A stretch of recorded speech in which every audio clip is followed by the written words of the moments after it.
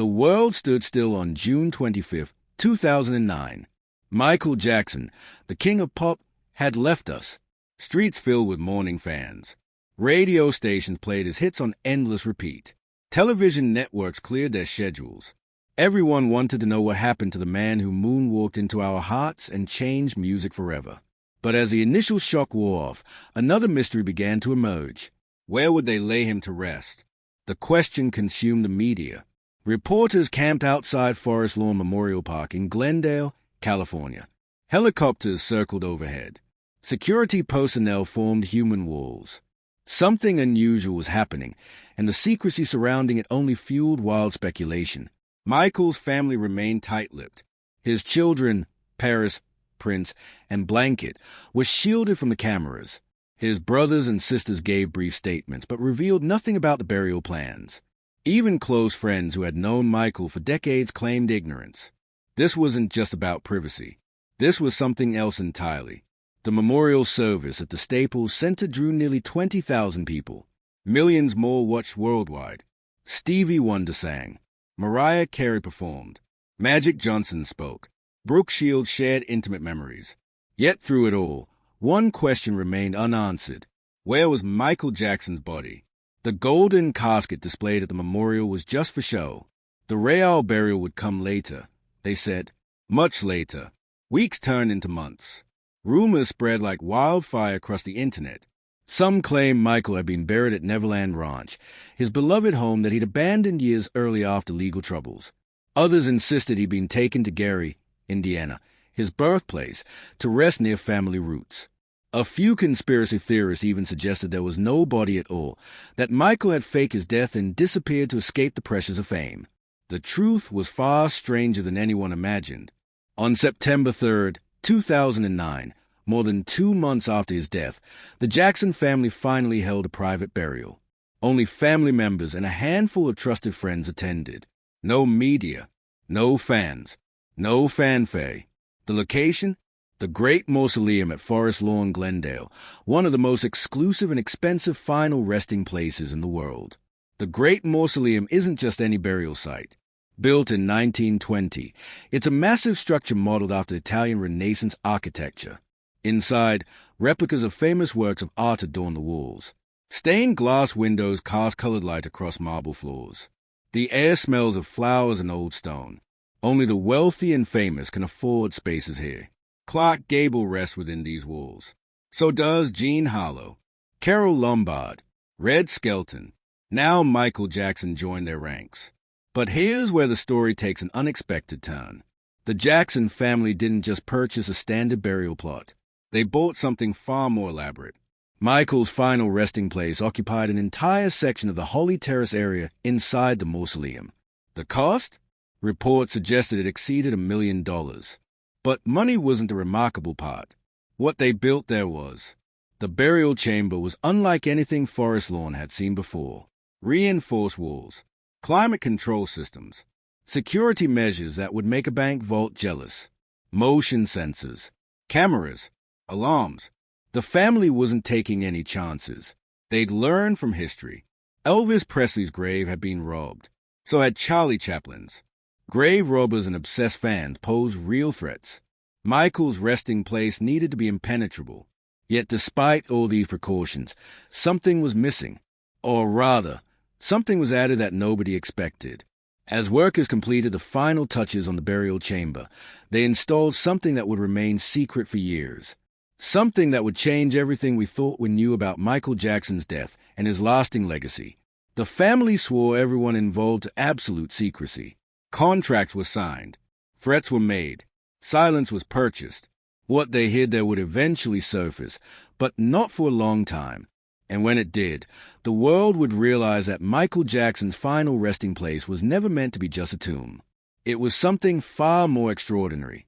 Something that would prove the King of Pop had one final performance planned, even from beyond the grave. Daniel Morrison never wanted fame. As an architect specializing in high-security memorial structures, he preferred working behind the scenes. His clients valued discretion above all else. Celebrities, politicians, business moguls, they all came to him when they needed something built that the world couldn't touch. His reputation was spotless. His silence was guaranteed, until the day he could no longer keep Michael Jackson's secret. Morrison received a call in July 2009. A voice he didn't recognize asked if he could meet with the Jackson family. The project was urgent, sensitive, and would require absolute confidentiality. Morrison had handled dozens of similar requests, but something about this one felt different. The desperation in the caller's voice, the emphasis on speed, the unlimited budget. This wasn't just about building a tomb. This was about creating something unprecedented. The first meeting took place in a private office at Forest Lawn. Katherine Jackson sat across from Morrison, her eyes red from weeks of crying. Beside her sat Joe Jackson, stern and businesslike despite his grief. Michael's siblings filled the other chairs. The room felt heavy with sorrow and something else Morrison couldn't quite identify. Determination, perhaps, or maybe defiance. Katherine spoke first. Her voice was soft but steady. She explained that Michael had left very specific instructions about his burial. Instructions he'd written years earlier, long before anyone expected him to die so young. He'd been paranoid about death, she said, terrified of being forgotten, obsessed with leaving a lasting legacy that went beyond music. The document she handed Morrison was dated 2006, 3 years before Michael's passing. Morrison read through the pages with growing astonishment. Michael hadn't just planned his burial.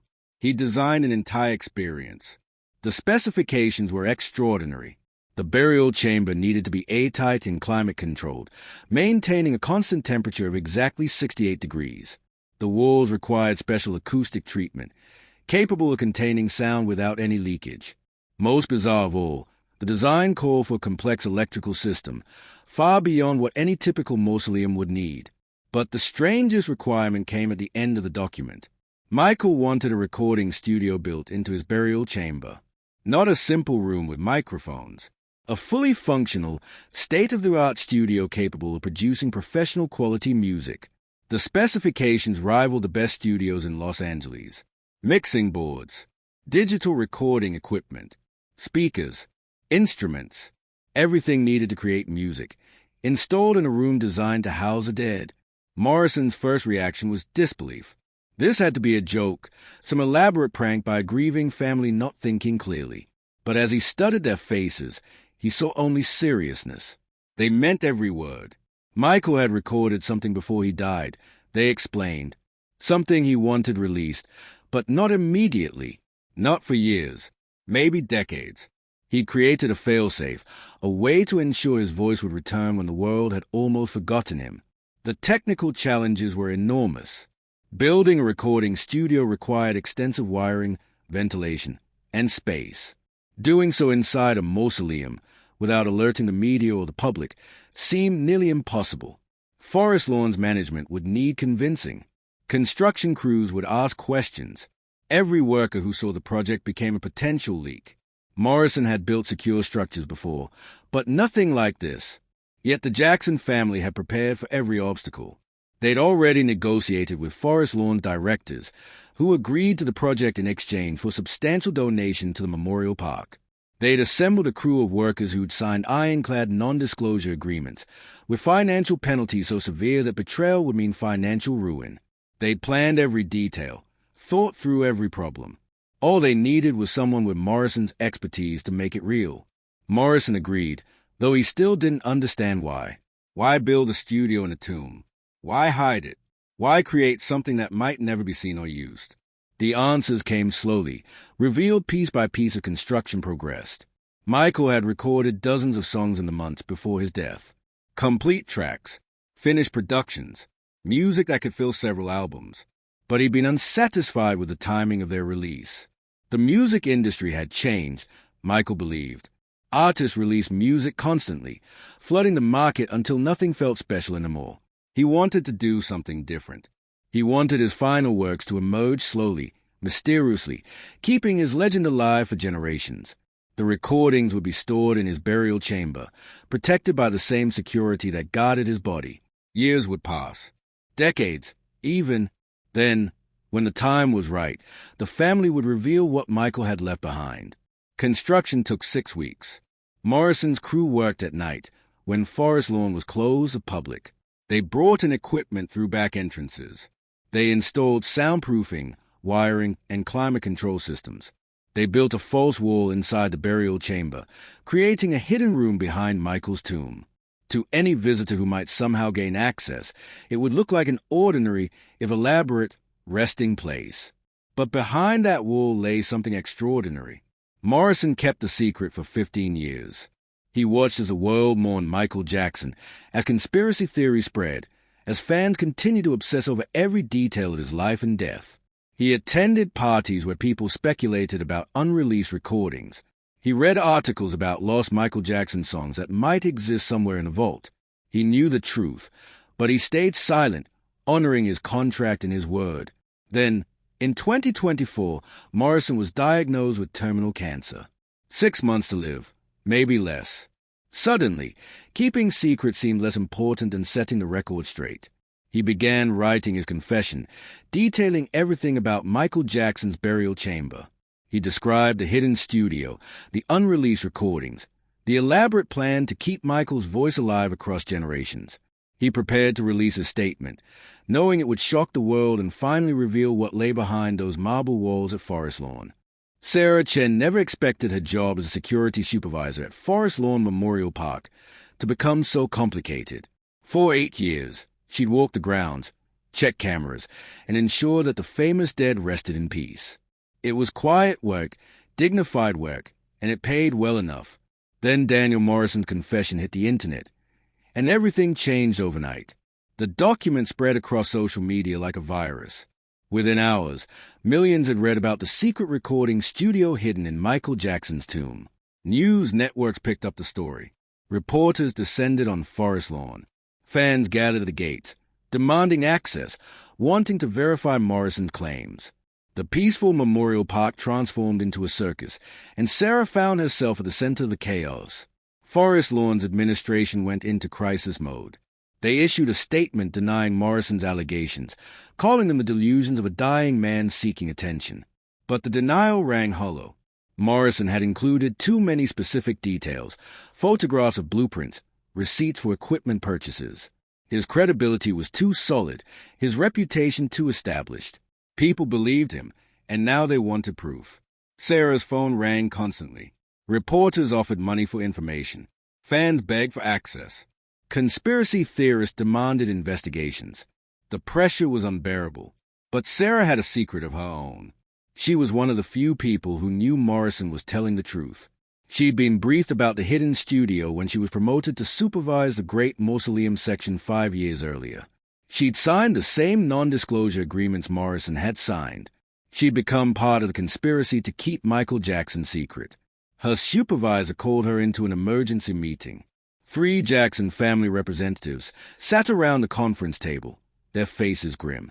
They needed Sarah's help. The situation was spiraling out of control. Fans were attempting to break into the mausoleum. Protesters claimed the family was hiding evidence. Court petitions were being filed, demanding that authorities investigate Morrison's claims. The family had 2 choices: continue denying everything and risk the secret being exposed through legal means, or control the narrative by revealing the truth themselves. They chose revelation, but with conditions. They would acknowledge the hidden studio's existence, but they wouldn't allow public access. They would confirm that Michael had left behind unreleased recordings, but they wouldn't play them yet. They would prove Morrison's story was real while maintaining the mystery that Michael had carefully crafted. And they needed Sarah to be their spokesperson, the intermediary between the family and the hungry world. Sarah wasn't prepared for this. She was security personnel, not a public relations expert. But the family insisted. She'd proven trustworthy over the years. She understood the sensitivity of the situation. She could communicate the gravity of respecting Michael's final wishes while acknowledging the public's right to know the truth. They offered her a substantial sum to become the official guardian of Michael's legacy, the person who would manage access to the hidden studio and eventually oversee the release of the recordings. The press conference was scheduled for 3 days later. Sarah barely slept. She rehearsed her statement hundreds of times. She anticipated questions, prepared answers, and tried to imagine how the world would react. The Jackson family gave her a key, an actual physical key to the hidden studio. They explained that only 3 keys existed. One belonged to Katherine Jackson. One was held by the family's lawyer. Now Sarah possessed a third. The weight of it in her pocket felt like an anchor. The day arrived. Cameras filled the Forest Lawn conference room. Journalists from every major network crowded into folding chairs. The Jackson family sat in the front row, their expressions neutral. Sarah approached the podium, her hands shaking slightly. She cleared her throat and began to speak. She confirmed that Daniel Morrison's confession was accurate. A recording studio did exist within Michael Jackson's burial chamber. Michael had indeed left behind a substantial collection of unreleased music, stored securely in a climate-controlled vault. The family had kept this secret for 15 years, honoring Michael's explicit wishes. The music was never meant to disappear. It was meant to wait, to emerge at the right moment, to prove that true artistry transcends death. The room erupted. Journalists shouted questions. Cameras flashed. The noise was deafening. Sarah raised her hands, calling for calm. She explained that the family would allow a small group of verified music experts and journalists to view the studio, not to hear the recordings, not yet, but to confirm their existence. The visit would be carefully controlled, documented, and conducted with the utmost respect for Michael's resting place. The backlash was immediate and fierce. Fans accused the family of exploitation, of using Michael's death for profit. Critics called the entire setup macabre and disrespectful. Others celebrated it as brilliant, a perfect fusion of artistry and legacy planning. Religious leaders debated the ethics of building a recording studio in a tomb. Lawyers argued about intellectual property rights for music recorded by someone now deceased. The controversy dominated headlines for weeks. Sarah conducted the first authorized tour of the hidden studio 1 month later. 5 journalists, 2 music historians, and a representative from the Recording Academy entered the great mausoleum at dawn. Sarah led them through the Holy Terrace, past a marble plaque bearing Michael's name. She showed them the standard burial chamber, elegant and respectful. Then she pressed a hidden button, and a section of wall slid silently aside. Behind it lay a room that seemed to exist outside of time. Mixing boards lined one wall, their lights still functioning, ready to wake. Microphones stood mounted on professional stands.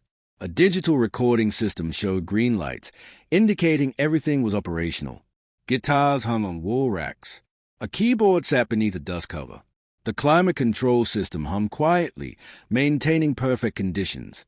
In the center of the room stood a vault, about the size of a large filing cabinet, secured with multiple locks. The journalists were speechless. Cameras captured everything, though the family had insisted that certain areas remain off-limits to filming. One reporter asked a question everyone wanted answered. What was in the vault? How many songs had Michael recorded? When would the world finally hear them? Sarah smiled, the first genuine smile she'd managed in weeks. That, she explained, was a beautiful part of Michael's plan. The vault contained specific instructions about when each recording should be released. Some were meant for 5 years after his death, others for 10 years. A few were marked for release 25, even 50 years in the future. Michael had created a musical time capsule, ensuring that new generations would discover his voice, his artistry, his genius. The world wouldn't just remember Michael Jackson. They would continuously rediscover him, decade after decade. As the tour group left the mausoleum, Sarah locked the hidden door and stood alone in the burial chamber. She thought about Morrison, who had passed away 2 weeks earlier, finally free of his burden. She thought about Michael, who had planned all of this with such meticulous care. And she thought about herself, now bound to this secret, this responsibility, for the rest of her life. She was a guardian now, the keeper of Michael Jackson's final gift to the world. 3 years after Sarah Chen's revelation, the world had grown impatient. The hidden studio had been verified. The recordings were confirmed to exist. But the Jackson family remained committed to Michael's timeline. The first release, according to his instructions, wasn't scheduled until June 25, 2027, exactly 18 years after his death. Fans protested. Music executives pleaded. Offers reached into the hundreds of millions of dollars. The family wouldn't budge. Michael had been specific, and they would honor his wishes. Marcus Webb had spent his entire career studying Michael Jackson. As a musicologist at UCLA, he'd written 3 books analyzing Michael's vocal techniques, production methods, and artistic evolution. He'd interviewed band members, producers, and collaborators. He'd listened to thousands of hours of recordings, from studio outtakes to live performances. He thought he knew everything about Michael Jackson's music. He was wrong. The Jackson family contacted Marcus in early 2027. They needed an expert to authenticate the first recording schedule for release. Someone with impeccable credentials and no financial stake in the outcome. Someone who could verify that what they were about to share with the world was genuinely Michael's work, recorded before his death, untouched and unaltered. Marcus accepted immediately, barely able to contain his excitement. Sarah met Marcus at Forest Lawn on a warm spring morning. The media had been kept away. Only Marcus, Sarah, and 2 Jackson family representatives would enter the studio that day. They walked through the now familiar path to the hidden chamber. Sarah pressed a button. The wall slid open. Marcus stepped into the room he'd seen in countless photographs but never in person. The studio felt alive despite its location. Lights glowed on the equipment. The air circulation system created a subtle white noise. Everything was pristine, maintained by Sarah's regular visits. She led Marcus to the vault and entered a complex series of codes. The door swung open, revealing rows of hard drives, each labeled with dates and cryptic titles. Sarah pulled out one drive, dated March 2009, just 3 months before Michael's death. They moved to the mixing board. Sarah connected the drive and pulled up the file directory. Dozens of folders appeared, each containing multiple audio files. She navigated to one marked Primary Release 1 and clicked on a file simply titled Remember. Before pressing play, she turned to Marcus and explained what he was about to hear. This song was Michael's message to the future, his letter to a world that would hear his voice nearly 2 decades after his final breath. His proof that art could transcend mortality. The music began. Marcus felt his breath catch. The production quality was flawless, obviously Michael's work from his final creative period. But the content was unlike anything Michael had released before. The song opened with a simple piano melody, melancholy and beautiful. Then Michael's voice entered, softer than Marcus had ever heard it, almost fragile. He wasn't performing. He wasn't putting on a show.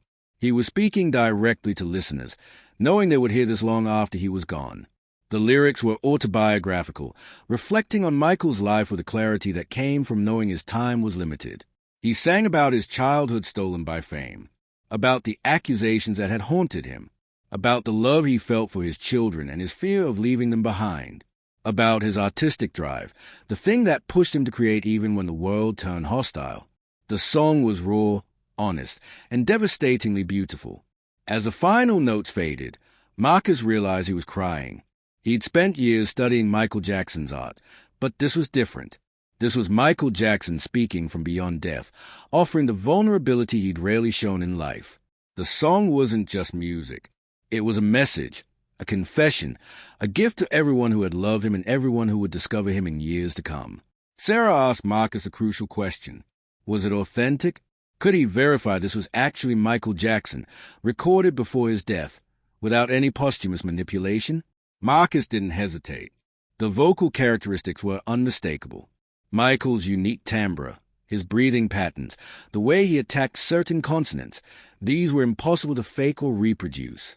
The production techniques matched his known methods from the period. Even the emotional content felt consistent with Michael's state of mind in his final months. This was real. This was Michael. The authentication process continued for weeks. Marcus brought in other experts. They analyzed every aspect of the recording using forensic audio techniques. They compared vocal patterns to verified recordings from 2009. They examined the digital fingerprints of the equipment used. Every test confirmed the same conclusion. The song was genuine, recorded by Michael Jackson before his death, untouched by posthumous manipulation. The release strategy was carefully planned. The Jackson family would not commercialize Michael's first posthumous work. Instead, they would gift it to the world. On June 25th, 2027, at exactly 3 p.m. Pacific Time, the moment Michael had died 18 years earlier, the song will be uploaded to every major streaming platform simultaneously. Free to access, free to download, no advertisements, no merchandising, just Michael's voice, returning exactly when he planned. The countdown began. Social media exploded with anticipation. Millions pledged to listen at the exact moment of release. Radio stations prepared to play it simultaneously. News networks cleared their schedules. Even people who'd never been Michael Jackson fans felt drawn to the moment. There was something profound about an artist reaching across nearly 2 decades of death to touch the living world again. Marcus was invited to the Jackson family home for the release. Katherine Jackson, now in her 90s but still sharp and present, sat in the place of honor. Her children and grandchildren gathered around her. Sarah stood nearby, the guardian of Michael's legacy, watching as the final seconds ticked down. 3 p.m. arrived. The song played. In homes across the world, people stopped what they were doing and listened. In cars, drivers pulled over. In offices, work ceased. In schools, teachers streamed it for their students. For 4 minutes and 37 seconds, the world united in hearing Michael Jackson's voice, clear and strong and heartbreakingly human, singing from the place between life and death. When it ended, the silence was profound. Then the reactions began. Social media flooded with emotions. People shared their tears, their memories, their renewed appreciation for an artist who had understood something fundamental about legacy. Critics praised the song's honesty. Musicians analyzed its construction. Fans celebrated the gift of hearing something new yet timeless. But Marcus understood something the general public didn't yet grasp. This was just the beginning. Sarah had shown him the vault's contents. Dozens of songs waited in those files, each marked for release at specific future dates. Some would emerge in 5 years, others in 10. A few were scheduled for release 50 years in the future, ensuring that people born long after Michael's death would someday experience the thrill of discovering new work from the King of Pop. Michael Jackson hadn't just planned a burial. He'd planned a resurrection, repeated over and over, decade after decade. His tomb wasn't an ending. It was a gateway, a portal through which his art would continue flowing into the world. He'd beaten death not by escaping it, but by building something within it. His final resting place truly held a secret the world hadn't believed. Michael Jackson had found a way to remain immortal, one song at a time. 30 years had passed since Michael Jackson's death. The year was 2039, and Sarah Chen was no longer young. Gray streaked her hair. Lines marked her face. She dedicated half her life to guarding Michael's legacy, watching as each scheduled release created new waves of excitement and discovery. She'd seen children who weren't born when Michael died fall in love with songs he'd recorded before they existed. She'd witnessed the impossible made real, an artist whose relevance only grew stronger with each passing year. The vault was nearly empty now. Of the 47 songs Michael had recorded for posthumous release, 43 had been shared with the world. Each had arrived exactly on schedule, precisely as Michael had instructed. Some came on anniversaries of his death.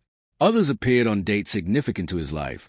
His birthday, his children's birthdays, the anniversary of his first performance with his brothers. Every release was an event anticipated by millions, discussed and analyzed for months afterward. The music evolved across the releases in ways that surprised everyone. The early songs, like Remember, were introspective and melancholy. Songs released in the 2030s showed a different side of Michael, hopeful, forward-thinking, even optimistic about a future he knew he wouldn't see. It was as if he'd arranged the releases to take listeners on a journey through his emotional landscape, from grief and pain toward acceptance and hope. Marcus Webb, now a distinguished professor emeritus, sat with Sarah in the hidden studio. They'd become close friends over the decades, united by their shared role in Michael's grand plan. Together, they'd authenticated every release. Together, they defended the integrity of Michael's vision against countless attempts to commercialize or rush the process. Now they faced the final phase of Michael's plan, the part that would transform everything they thought they understood. The last 4 songs were different. Michael's instructions for these were more complex, more specific. They weren't just songs to be released. They were pieces of a larger puzzle, designed to work together in a way that would only become clear when all 4 were revealed. Sarah and Marcus had listened to them separately over the years, verifying their authenticity. But Michael's notes insisted they shouldn't be heard together until the final scheduled release date. Today was that date. Michael had left a video message to be played before the final songs were heard. Sarah had known about its existence for years, but had followed his instruction to never watch it alone. She'd waited for this moment, when the small group of people Michael had designated to receive his final message could gather together. Katherine Jackson had passed away 5 years earlier, but Michael's children were present. Paris, Prince, and Blanket, now middle-aged adults with children of their own. Several of Michael's siblings had come. The original architect's son represented his father's legacy. A few trusted music historians rounded out the group. Sarah pressed play. Michael's face appeared on the screen, looking tired but focused. This recording was from April 2009, just 2 months before his death. He sat in what looked like a home studio, casual clothes, no performance persona. Just Michael, speaking to people he knew would watch this decades after he was gone. His words were stunning in their foresight. He'd talk about how he'd watched artists fade from relevance, how the world's attention span shortened with each passing year. He'd seen legends become footnotes, their contributions forgotten by new generations obsessed with the present. He decided to do something different. Instead of flooding the market with posthumous releases that would be consumed and discarded, he would create scarcity. He would make each new song an event, spread across decades, ensuring that Michael Jackson always represented discovery rather than nostalgia. But the final phase, he explained, was about more than maintaining relevance. It was about community. The last 4 songs were composed to be performed together by 4 different artists from different generations, creating a bridge across time. He'd written them specifically to require collaboration, with harmonies and overlapping melodies that were impossible for one person to perform alone. The recordings in the vault were templates, guides, his voice showing how the pieces fit together. But they weren't meant to be the final versions. Michael's image leaned closer to the camera, his expression intense. He wanted Sarah to coordinate a global event. 4 singers, chosen through a competition, would be given access to the recordings. They would learn their parts. Then, at a concert to be held at the site where Michael had performed his final rehearsal, they would come together and perform the songs live. The first time all 4 would be heard as Michael had intended. The message ended. The room was silent. Michael's children looked at each other, understanding dawning on their faces. This wasn't just about music. This was about bringing people together, about showing that art could connect generations, that collaboration was more powerful than individual genius. It was Michael's final statement about what music should be, not a product to be consumed, but an experience to be shared. Sarah began organizing the competition immediately. It was announced worldwide, a search for 4 exceptional singers, 1 teenager, 1 in their 20s, 1 in their 40s, and 1 senior citizen, representing different eras since Michael's death. Tens of thousands auditioned. The process took 6 months. Finally, 4 were chosen: a 17-year-old from South Korea, a 28-year-old from Brazil, a 46-year-old from Nigeria, and a 71-year-old from the United States. They met at the hidden studio. Sarah played them Michael's recordings, showed them his notes, explained his vision. The 4 singers came from vastly different musical backgrounds, different cultures, different perspectives. But as they began learning their parts, something magical happened. Michael's composition wove their voices together in ways that highlighted their differences while creating harmony. The teenagers' clear, youthful tone, the Brazilians' powerful range, the Nigerians' soulful depth, the Americans' weathered wisdom. Together, they created something none could achieve alone. The concert was scheduled for June 25, 2039, 30 years exactly after Michael's death. The venue was the Staples Center, where Michael had rehearsed for the concert tour he never completed. Tickets weren't sold. Instead, they were distributed through a lottery, ensuring fans from all economic backgrounds could attend. The event would be streamed free worldwide, just like the first posthumous release had been. The night arrived. 50,000 people filled the Staples Center. Millions more watched online. The 4 singers stood on stage, nervous but prepared. Behind them, a massive screen showed images from Michael's life, his childhood performances, his groundbreaking music videos, his humanitarian work, his struggles and triumphs, the visual journey of a complicated, talented, unforgettable life. The music began. Michael's voice came through the speakers first, his recording from 2009 serving as a foundation. Then the 4 live singers joined in, their voices blending with his, creating a conversation across time. The lyrics spoke of unity, of hope, of the power of art to heal and connect. As the songs progressed, the melodies built on each other, revealing patterns and themes that had been hidden when heard separately. This was what Michael had planned. This was his final gift. When the last note faded, the silence lasted several heartbeats. Then the Staples Center erupted. People were crying, cheering, embracing strangers. Online, the reaction was the same. Across time zones and borders, people shared their emotions, their gratitude for having witnessed something truly unique. Michael Jackson had reached across 30 years of death to remind the world what music could do. Not just entertain, not just distract, but connect, heal, and inspire. Sarah stood backstage, watching the celebration. Marcus appeared beside her, his eyes wet with tears. They'd completed their mission. Michael's vision had been fully realized. The secret of his final resting place was no longer about what was hidden there, but about what had emerged from it. Art that transcended death. Music that built bridges. A legacy that would continue inspiring long after everyone who'd known Michael personally had joined him in death.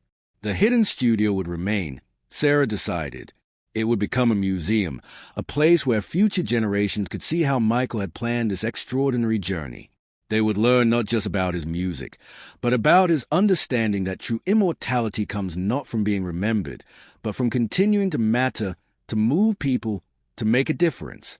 As Sarah locked the studio door that final time, she thought about the young security supervisor she'd been when this journey began. She'd aged 30 years in service to a dead man's dream. Some might call that sad, a life wasted guarding secrets and waiting for scheduled releases. But Sarah knew better. She'd been part of something remarkable. She'd helped an artist achieve what everyone seeks but few accomplish, a way to touch the future, to matter beyond death, to prove that creativity, vision, and careful planning could overcome even mortality's finality. Michael Jackson's final resting place had held a secret. Not treasure, not controversy, but a gift carefully crafted and patiently revealed. A reminder that death ends a life, but it doesn't have to end a voice. The king of pop had found his way to remain eternal, not by refusing to die, but by building something within death itself. His tomb was never really a tomb at all. It was a time machine, sending his art forward into a future he'd never see but had helped shape. And in doing so, Michael Jackson had proven that the greatest magic isn't living forever. It's making sure that what you create does.